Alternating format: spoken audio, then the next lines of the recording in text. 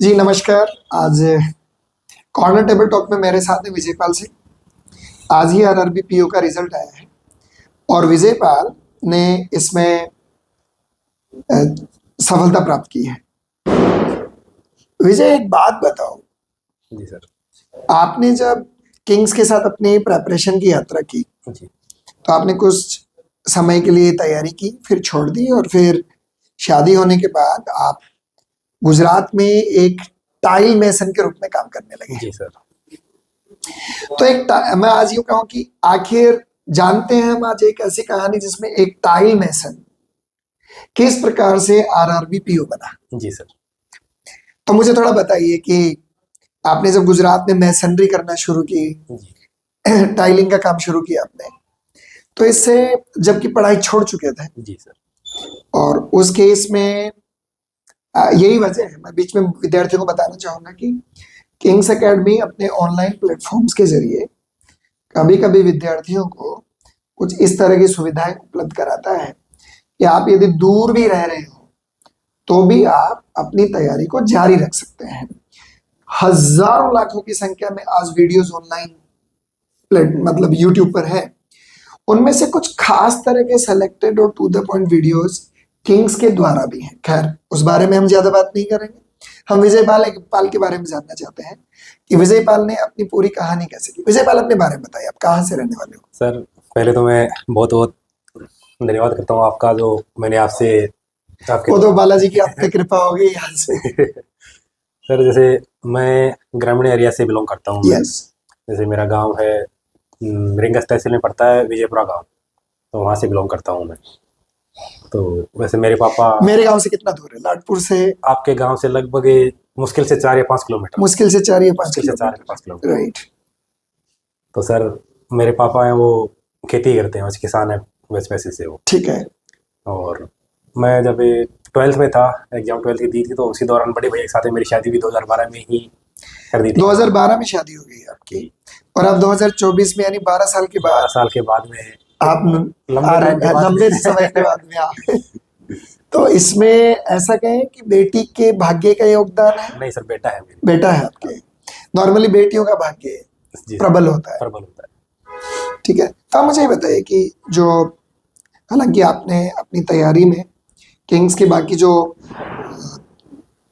अपने digital platforms है उनका भी आपने सहारा लिया है, जी पर इस दौरान बताओ, जो पिछले अपार्ट फ्रॉम योर स्टडीज, मुझे ये बताइए कि बैंक इंटरव्यू में आपका क्या एक्सपीरियंस रहा?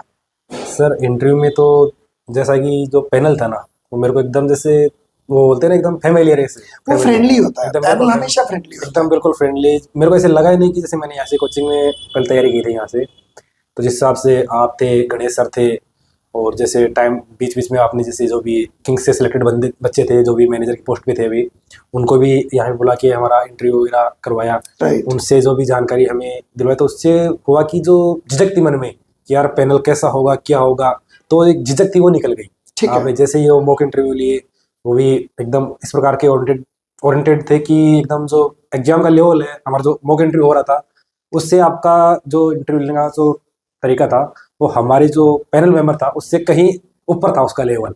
ठीक है। तो उससे हमें कोई दिक्कत नहीं हुई वहाँ पे। तो आपको लगा कि आपने ऐसी पहले से कर रखा पहले से कर रखा है हमने। राइट। अच्छा, जब भी इंटरव्यू पैनल है, जैसे अब आप अपनी तैयारी को पीछे देखो जी।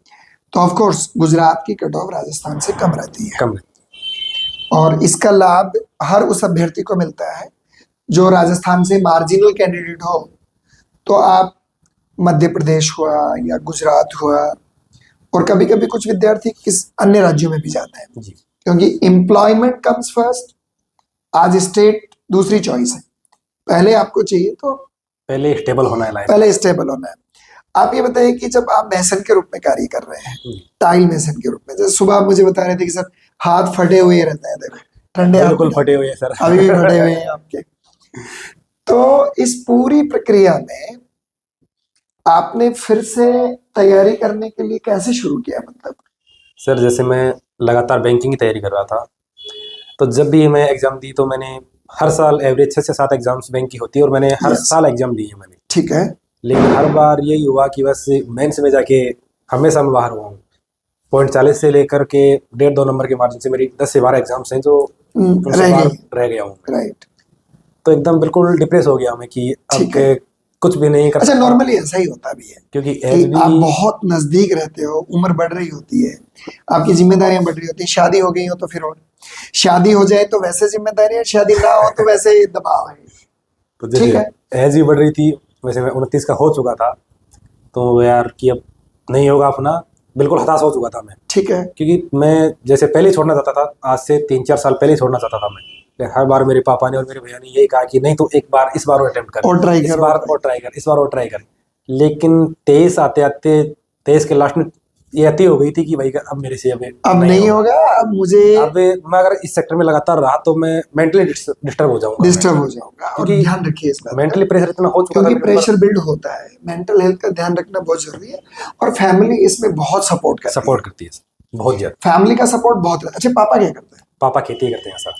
खेती करते हो? जरा बताओ, जो खेती में क्या क्या करता है?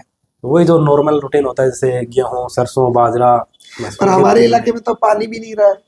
सर बालाजी महाराज की कृपा है कि हमारे एरिया में एक मेरा ही खेत ऐसा है, उसे जिसमें बालाजी अभी पानी महाराज है। की कृपा से पानी की चल रहा है, अभी 4-5 टोटी चल रही है बालाजी अभी महाराज चल की। रहा है, मतलब थोड़ा तो बहुत काम। बालाजी महाराज की कृपा है कि अभी स्टेबल नहीं हुए, तो कि हमें स्टेबल करने के लिए वो भगवान ने दे रखी थी। ओके।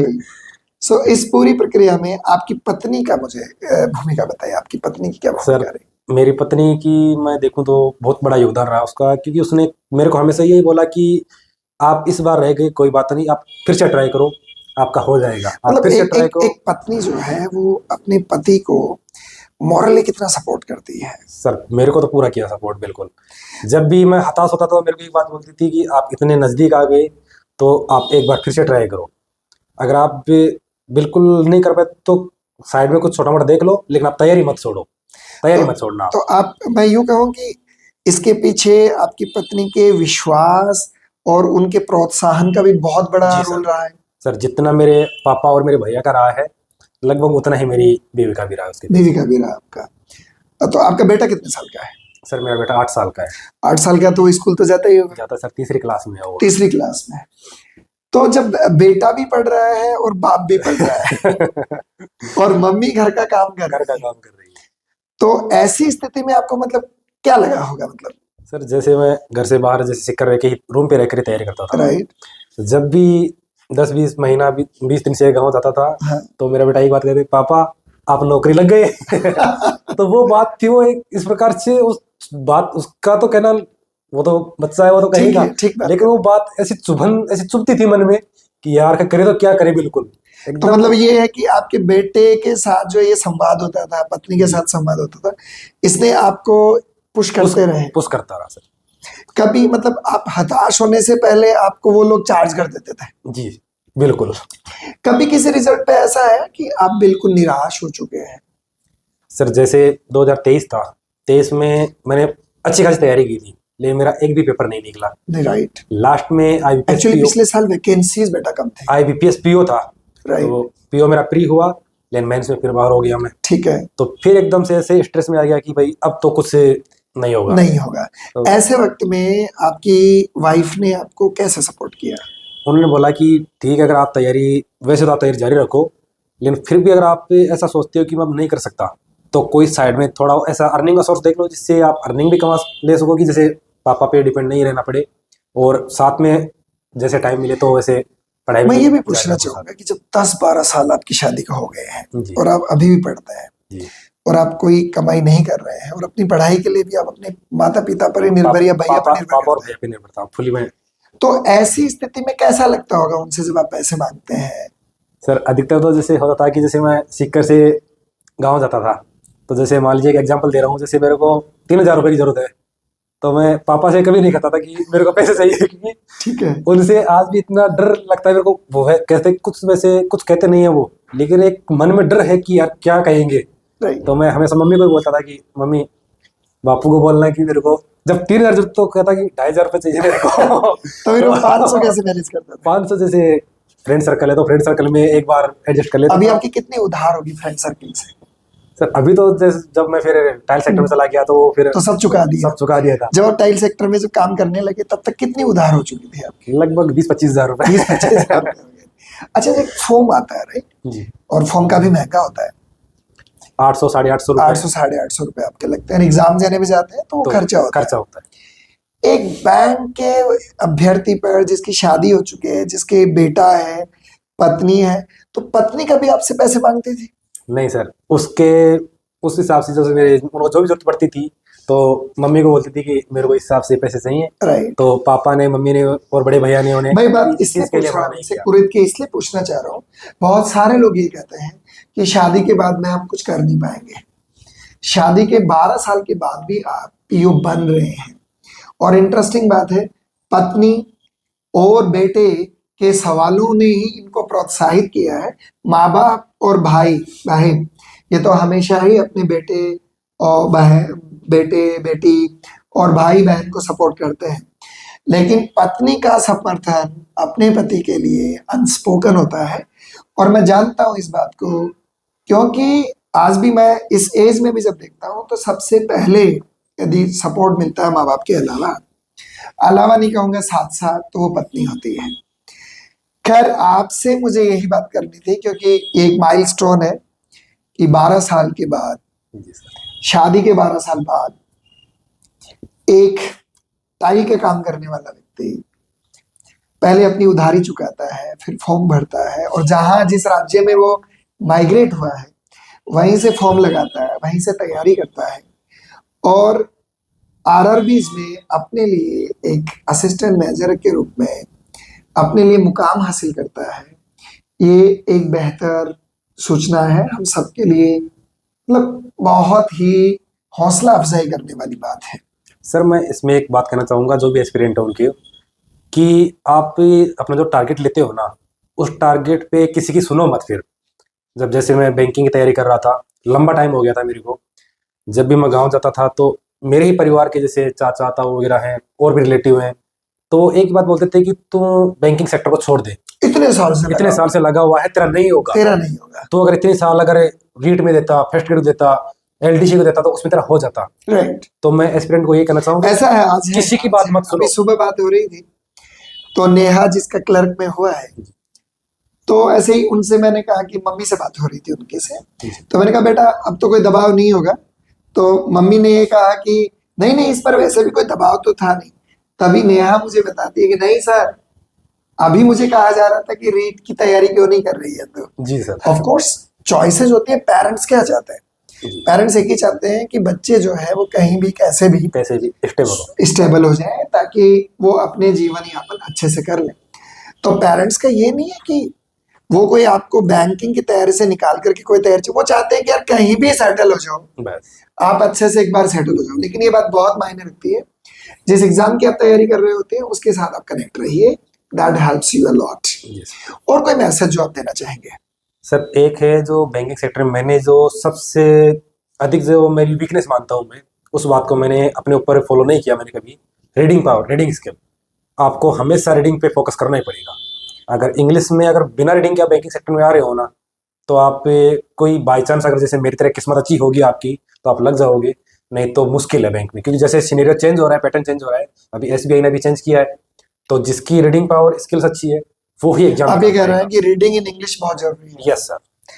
ठीक है, उसके लिए तो किंग्स हमेशा सुविधा उपलब्ध कराता है। जी सर, कोई दिक्कत वाली बात नहीं है। लेकिन जो भी बच्चे नहीं आते हैं, वो जैसे आरआरबी का एग्जाम दिया तो देखते हैं यार मैथ रीजनिंग है, तो इंग्लिश को छोड़कर सिर्फ मैथ रीजनिंग पर डाइवर्ट हो जाते हैं। उसका नुकसान होता है। वो गलती नहीं करनी जो गलती मैंने की है। राइट, ठीक है। तो इनकी तरफ से एक संदेश और है कि आप अपनी रीडिंग इन इंग्लिश लैंग्वेज में शुरू से ही कल्टीवेट करते रहें, एक्सप्लोर करते रहें, इम्प्रूव करते रहें, उसका आपको लाभ मिलेगा।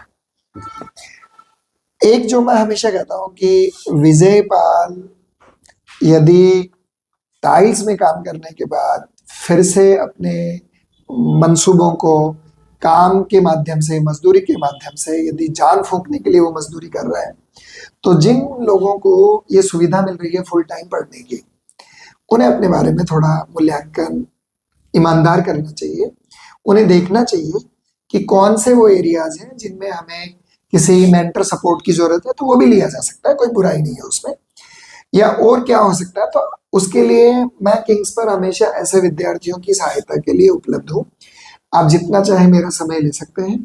दूसरी बात, विजयपाल, हम कभी भी जी सर। किसी भी विद्यार्थी का सिलेक्शन से पहले कोई मॉक नहीं इंटरव्यू सर। शेयर नहीं करते। नहीं करते सर। आप यहाँ से जैसे हमारा मॉक इंटरव्यू लेते थे तो आप हमारे ही मोबाइल में मॉक इंटरव्यू लेते थे कि हम बाद में शेयर करेंगे जब आप सिलेक्ट हो जाओगे। उसकी बड़ी वजह आपको पता ही है क्या जी होती है? सर। अगर सिलेक्शन नहीं होता है तो फिर वो हमें इरिटेट करता है वो वीडियो वो बार बार इरिटेट देख के। करता है वो वीडियो। अगर हमारे इसलिए मोबाइल में प्लीज है तो मैं उसे सबसे रिक्वेस्ट करूंगा उन सभी संस्थानों से भी कि आप प्लीज किसी बच्चे का सिलेक्शन से पहले वीडियो रिलीज ना करें, क्योंकि वही वीडियो उसके लिए दर्द का कारण भी बन जाएगा। आप अपनी सिर्फ मार्केटिंग को ही ध्यान ना रखें, बच्चे के इमोशन और उसकी सेल्फ रिस्पेक्ट का भी ध्यान रखिए। खैर, आज के लिए इतना ही। धन्यवाद। Thank you sir.